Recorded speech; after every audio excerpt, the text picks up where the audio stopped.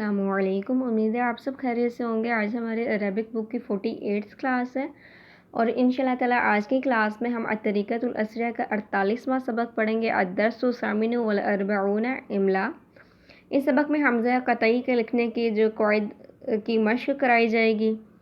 الجمل یعنی جملے، التلمیذۃ المجتہدۃ تحافظ علی اوقاتها، محنتی شاگردہ اپنے اوقات کی حفاظت کرتی ہے۔ التلمیذۃ شاگردہ، مجتہدہ تو کہتے ہیں محنتی، تو حافظ جو ہے حفاظت کرتی ہے، علی اوقاتیہ اپنے اوقات کی، وتصرفہ اور صرف کرتی ہے اسے، فی الدراست سبق، والمطالعۃ مطالعہ کرنے میں، والمذاکرۃ اور تکرار کرنے میں، والحفظ اور یاد کرنے میں، اور وہ اپنے اوقات کو سبق پڑھنے، مطالعہ کرنے اور تکرار کرنے اور یاد کرنے میں صرف کرتی ہے۔ ذهبت الطالبتان الی المدرسۃ، دو طالبات مدرسے کی طرف گئیں، ودخلتا فی المدرسۃ اور مدرسے میں داخل ہو گئیں، ثم پھر ذهبتا الی لوحۃ الاعلانۃ، پھر وہ نوٹس بورڈ کی طرف گئیں، ثم پھر ذهبتا، یہ جو ہے تثنیہ کے لحاظ سے پھر وہ گئی دو، الی طرف، لوحن جو ہم نے پڑھا تھا تختی، اور لوحتی یہ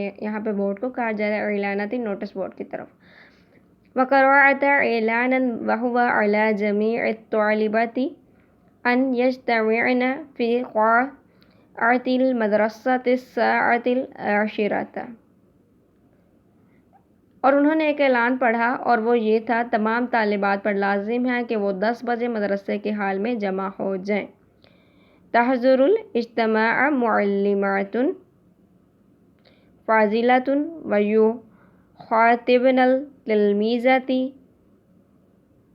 وينصحنهن بنصائح طيبة، اور آگے ہے، اجتماع میں فاضل معلمات تشریف لائیں گی اور طالبات سے خطاب کریں گی اور انہیں اچھی نصیحتیں کریں گی، اور انہیں اچھی نصیحتیں کریں گی۔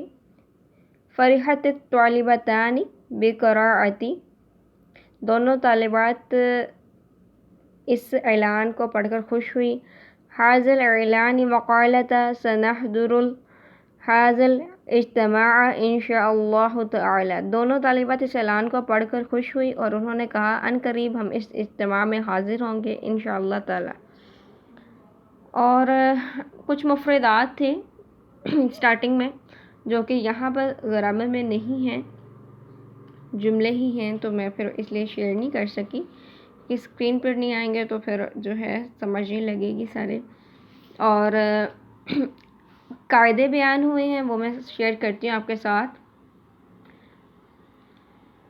حمزہ قطعی کا قاعدہ بیان کیا جائے گا۔ اگر حمزہ قطعی کسی لفظ کے درمیان میں آ جائے تو لکھنے کے قاعدے یہ ہیں، اگر حمزہ سے پہلے یا ساکنہ ہو تو حمزہ کو چھوٹے سے دندانے پر لکھا جائے گا، جیسے ہیئت اور ھذا شیئک، یعنی اگر حمزہ سے پہلے یا ساکن آ جائے تو جو حمزہ ہے وہ چھوٹے سے دندانے میں لکھا جائے گا، جیسے ہم وہ دندانہ، جیسے سین کا جو دندانہ ہوتا ہے نا، دو اس میں ہوتے ہیں نا دندانے، تو ایک چھوٹا سا دندانہ اس طرح بنایا جائے گا، اس پر حمزہ لکھا جائے گا، پھر جو آپ نے زبر زیر پیش لکھنی ہے وہ۔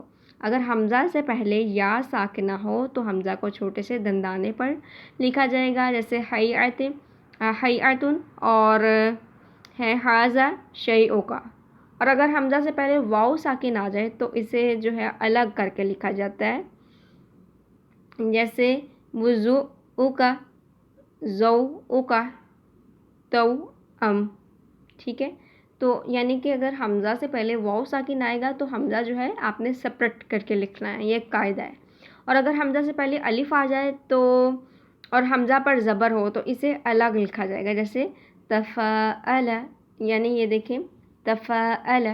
اب یہاں پر حمزہ سے پہلے جو ہے الف آ گیا اور اس لیے حمزہ کو سپریٹ کر کے لکھا گیا ہے، ہما جاء، اس طرح۔ اور اگر حمزہ ساکن ہو تو اس سے پہلے حرف کی حرکت یا مشابہ حرف کی صورت میں لکھا جائے گا۔ اگر حمزہ ساکن ہو تو اس سے پہلے حرف کی حرکت کے مشابہ حرف کی صورت میں لکھا جائے گا۔ اگر زبر ہے تو الف کی صورت میں، جیسے ریون، اور اگر زیر ہے تو یا کی صورت میں، اور جیسے بیرن اور اگر پیش ہے تو واو کی صورت میں، کیونکہ آپ نے اگر الف مدہ واو مدہ یا مدہ پڑھے ہوں گے نا، تو اگر حمزہ ساکن ہے تو آپ نے کیا کرنا ہے،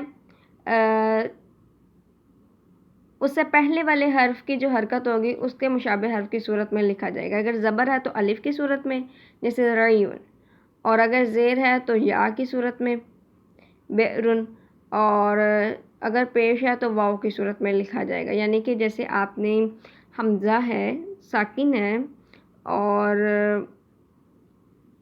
اس سے پہلے والا جو حرف ہے اگر اس سے پہلے جو ہے اگر الف آئے گی تو وہ الف کی آواز ریون ایسے، یا آئے گی تو بئرن، اور واو آئے گی تو سعلن، اس طرح کر کے۔ اور اگر حمزہ مکسور ہو تو ہر حالت میں یا کی صورت میں لکھا جاتا ہے، جیسے اسئلہ، اس طرح یا لکھا جاتا ہے نا۔